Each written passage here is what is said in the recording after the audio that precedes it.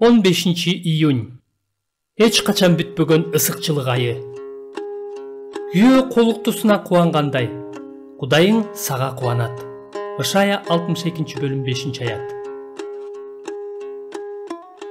Кудай өз элине жакшылык кылганда, ал жек көрүндү болгон кылмышкерге же каалабастан боорукердик көрсөтүп жаткан сотторго окшош эмес. Ал өзүнүн колуктусуна сүйүүсүн көрсөтүп жаткан күйөөдөй.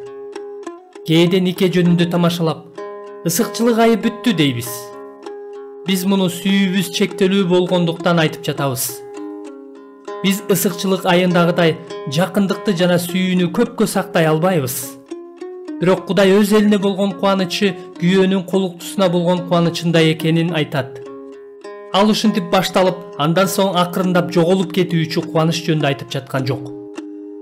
Ал ысыкчылык айынын толуктугу, рахаттары, энергиясы, толкундануулары, шыктандыруулары жана жыргалуу жөнүндө сөз кылып жатат.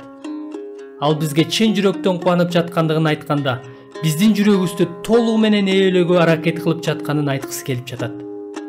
Жеремия 32-бөлүм 42-аятта мындай деп жазылган: Аларга ырайым кылганыма кубанам. Аларды бул жерге чын жүрөгүм менен, жан дилим менен бекем отургузам. Сепания 3-бөлүм 17-аятта: Сенин Кудай Теңириң сени менен, анын сени куткарганга күчү жетет. Ал сен үчүн абдан кубанат, өз сүйүүсү менен сага ырайым кылат, сен жөнүндө шаттанып, салтанат курат деп айтылган.